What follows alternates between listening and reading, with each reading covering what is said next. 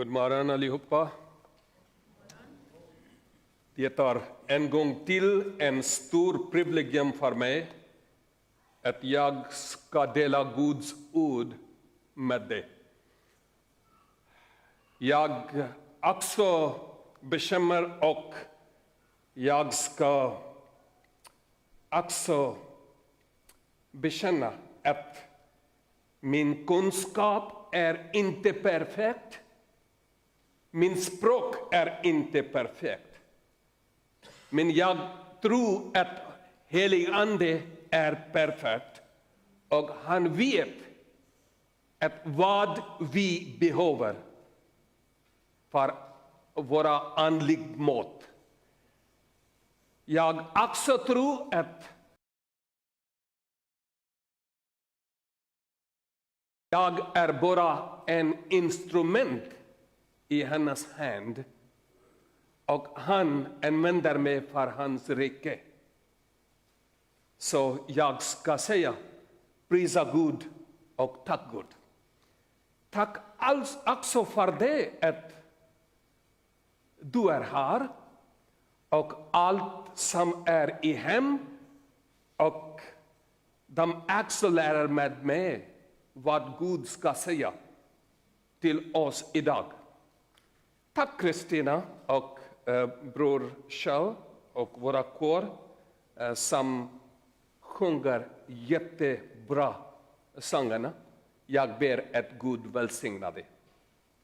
Idag min ämne är himleskt medborgarskap.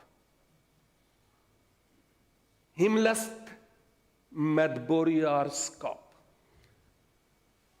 Och jag ska predika från Filipperbrevet kapitel 3, vers 20 och 21.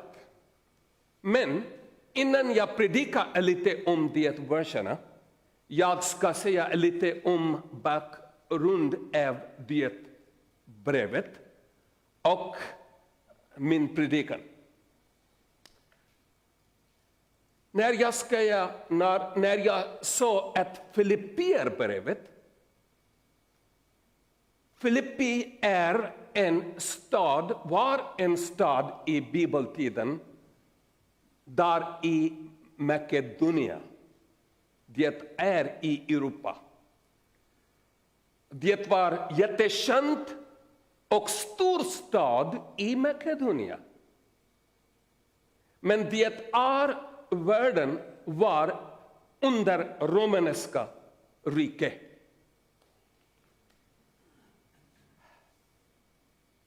Philip var en person som var fader av Alexander den store. Och 365 han grundade det stad under namn Philip. Så för att det staden är Filippi, när vi säger Filippi. Paulus startade kyrkan i Filippier under sin andra missionresa. Han hade 3 missionresor, men det var andra missionresa när han gick där och började en församling, en kyrkan, där i Filippi. Lukas är författare eller skrivare av Lukas evangeliet, plus han är författare av apostlagärningarna. Och han säger mycket om vad händer där i Filippi. Men inte bara för Filippi, men jag ska säga att om vi läser som brevet som heter är Filippier eller Kolosser eller Korintien eller som andra. Brevet som var skrivet till olika kyrkor. Om vi studerar det brevet, det skulle bli jättebra att vi studerar apostelgärningarna. För att där är historia av deras kyrkor. Det hur det kyrkor var grundare och vem var tjänare gick där och började det kyrkor. Men här jag ska läsa bara från Apostlagärningarna kapitel 16 och vers 11 och 12. Här det är. Vi ledde ut från Troas och seglades rätt över, och seglade rätt över till Samotrake. Och nästa dag till Neapolis. Därifrån tog vi oss till Filippi, som är den största staden i den delen av Makedonien och en romerska koloni.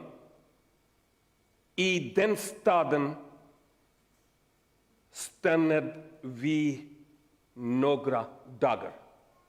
Jag har folkbibeln, folkbibeln, men det är en andra översättning. Men inga problem, det är Guds ord och vi vet vad skrivare har. Så där Lukas skriver att hur de gick där i Filippi och började jobb där och vad händer där. Vi måste känna att Timoteus, Lukas, Silas som heter Silvanus också.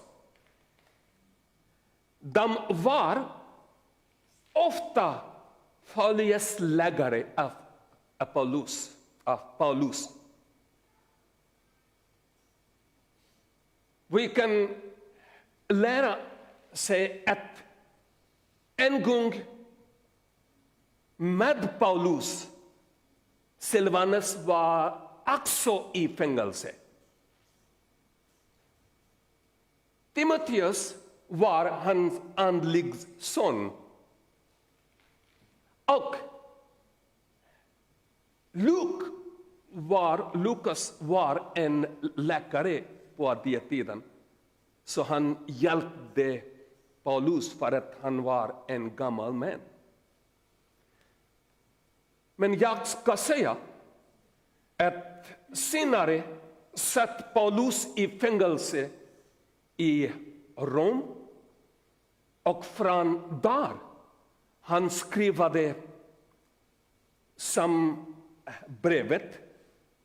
Jag ska berätta vem är, men han skrivet år 60 efter Kristus, Filippierbrevet. Men det var inte bara Filippierbrevet, det var han skrivet från fängelse i Rom, men där är Kolosserbrevet, där är Filippier och Efesierbrevet, också Filemon. Det var 4 brevet han skrivet från fängelse i Rom, det var Syria. Sen jag ska säga att det är jätteviktigt brevet. Vi måste studera vad han säger där. Där är olika syften varför Paulus skriver det brev. Där är olika syften. Men jag ska säga bara att han säger att belåtenhet i alla situationer. Jag också behöver. Jag har belåtenhet i alla situationer. Andra saker han säger att jag är tacksam för dig, och Filippi troende, för att du hjälper mig, du är min supportare. Och jag är tacksam för det. Och en tredje sak han säger, att vi måste glädja i lidande. Han skriver i Filippibrevet kapitel 4 och vers 4. Gläd er alltid i Herren. En gång säger jag, gläd er. Där är en sång i engelska också. I urdu också. Jag hoppas där skulle bli en i svensk språk också. Att alltid vi behöver bli glädja i Herren. Det är jättebra. Nu, bror Kjell läst en text, det var jättelång. Men jag ska inte predika på hela text. Jag ska ha bara 2 verserna. Och det verserna är kapitel 3, Filippierbrevet kapitel 3, vers 20 och 21. Lyssna vad Paulus skriver till Filippier troende. Och vad helig ande ska säga till oss från den texten. Vi måste fixa våra öron till Guds röst. Här det skriver, men vi har vårt medborgarskap i himlen. Och därifrån väntar vi Herren Jesus Kristus som frälsare. Han ska förvandla vår bräckliga kropp och göra den lik hans härlighetskropp. För han har makt att lägga ett under sig. Jag ska bara säga flera saker om de 2 verserna. Det budskap i de 2 verserna är inte bara för troende av Filippier. Men det budskap är också för mig. Och för det. Och för dem som är i hem och lyssnar och visar vad jag säger. Och han säger mycket saker för oss. Det vad är budskap för oss. Så jag säger det är budskap inte för bara troende av Filippier. De var troende i Filippien kyrkor. Han skriver till dem. Det budskap är inte för dem. De är inte, som är inte troende Jesus Kristus.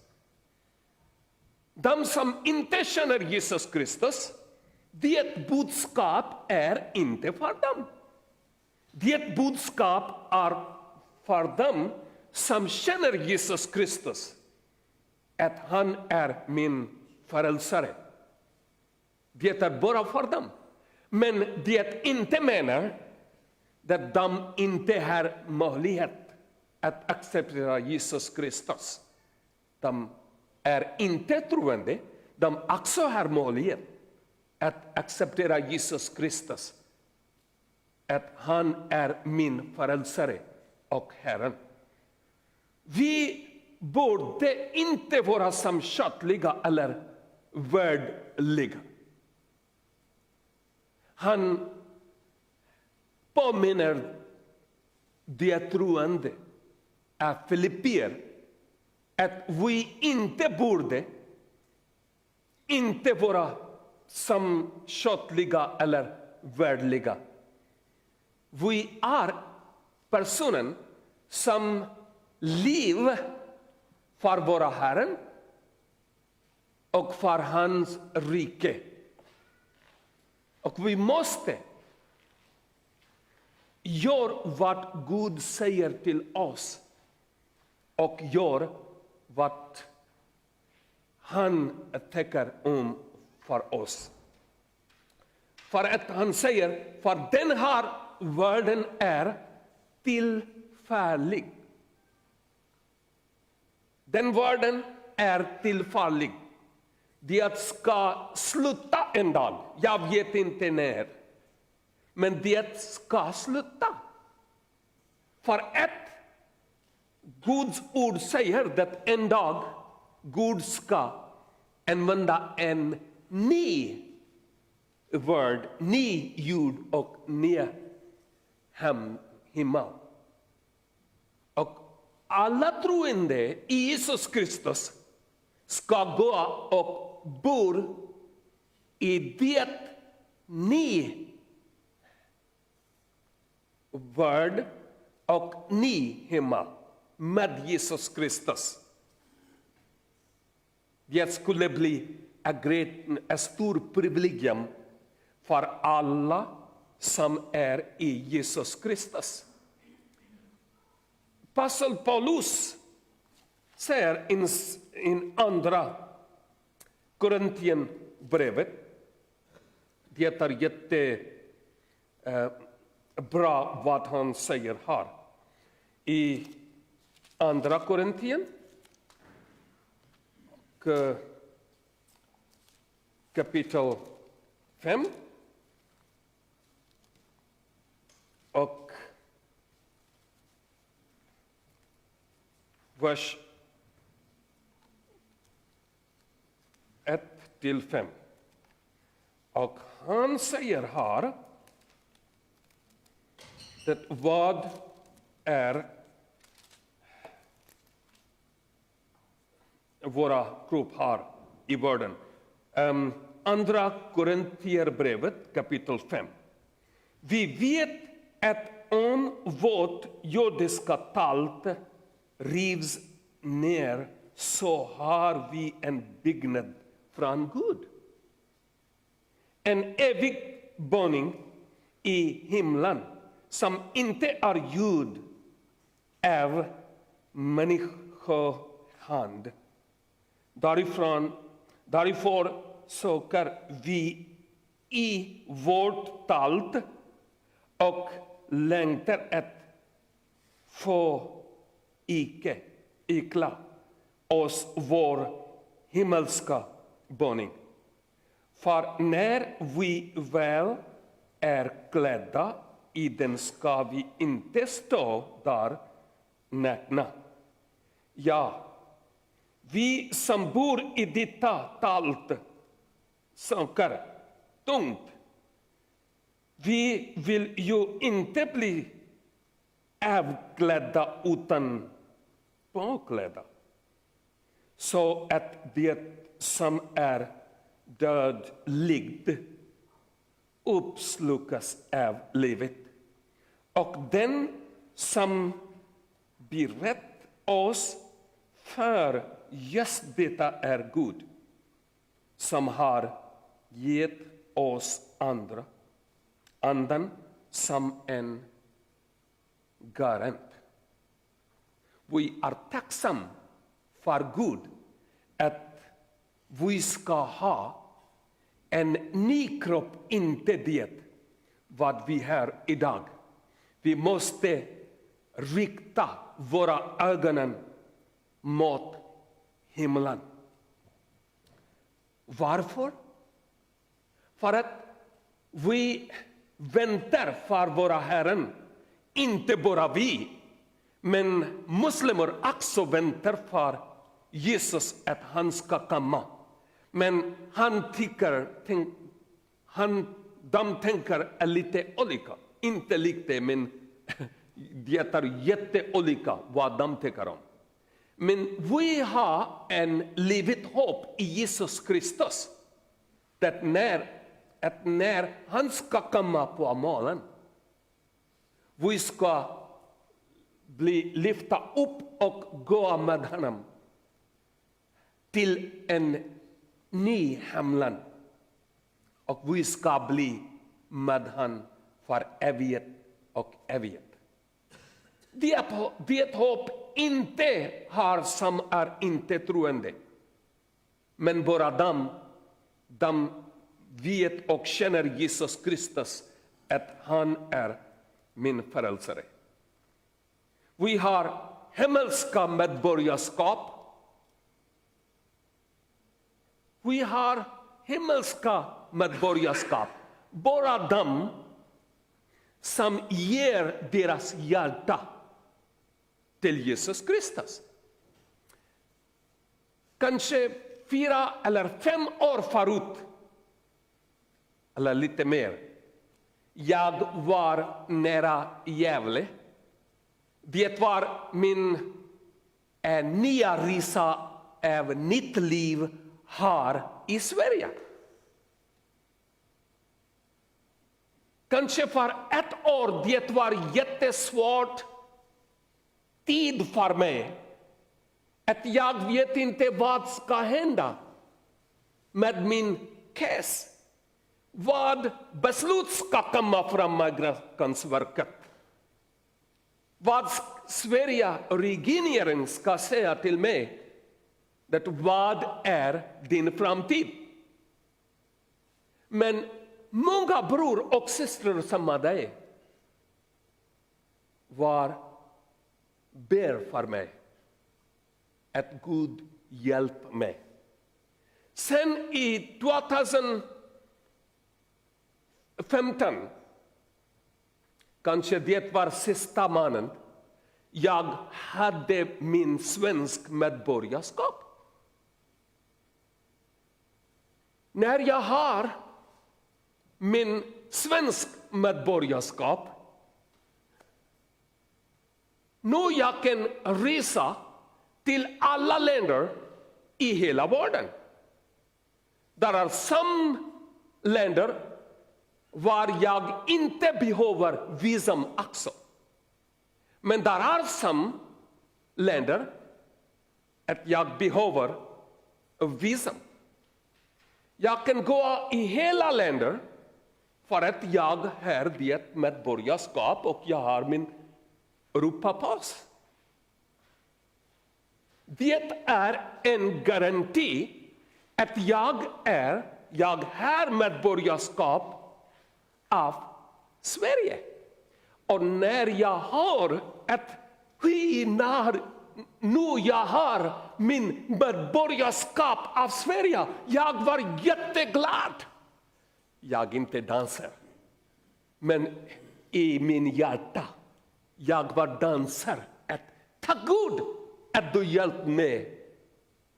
För att nu jag har en medborgarskap av himlen. Jag var jätteglad. Du kan fråga dem, de har inte medborgarskap av Sverige.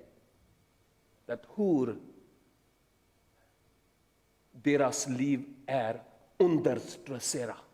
De kan inte sova bra. Men jag är tacksam att jag har ett svenskt medborgarskap. Men efter kanske en månad jag sitter i min bönen och jag ber ett god tack att jag har min medborgarskap av Sverige. Men sen helig ande sa till mig, du är jätteglad att du har svensk medborgarskap och pass. Men det är inte, det word är inte permanent. När du säger att jag har PR, permanent residence, du måste känna att det word är inte permanent residence för alla troende. Det är inte för evighet. I det kropp jag har permanent residence av Sverige, men helig ande sa att Sverige är din temporary residence. Din permanent residence är i himmel med Gud. Vi är glada att vi har medborgarskap av Sverige. Men vi måste bli mer glad och mer glad att vi troende i Jesus Kristus har himmelska medborgarskap. För att när vi ska sova Jesus Kristus, vi ska bli med han för evighet och för evighet. Vi är inte säger när resa av våra liv ska sluta. Allt ska sluta. Nej. När vi ska sova i Jesus Kristus, sen en ny dag, en ny resa, en ny liv ska börja. Så vi tänker om det var vi är och vad vi gör. Vi väntar för våra Herren Jesus Kristus att han kommer snart. Och han är vårt livet hopp. När jag var i Pakistan, min dotter var små på den tiden. Nu hon är över 30 år gammal. Men den tiden när jag reser till andra städer eller andra länder, alltid hon sa, okej, bye dad, men vad ska du få för mig när du går till ut? Vad ska du hämta för mig? Och alltid jag sa, jag hoppas att din dad ska komma tillbaka och jag ska få som saker för dig när jag ska komma. Och när jag var utanför min hem, hon ringde till mig alltid när du ska komma tillbaka. Dad, när du ska komma tillbaka. Nu, sedan 6,5 år, jag inte träffar min barnen.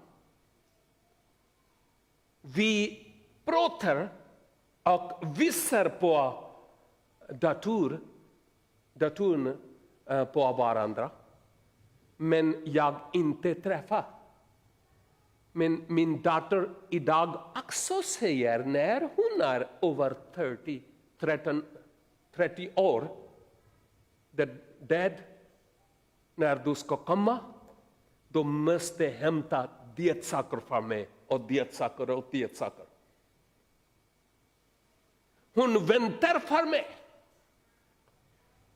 Du som har barn, du också vet när de har lite barn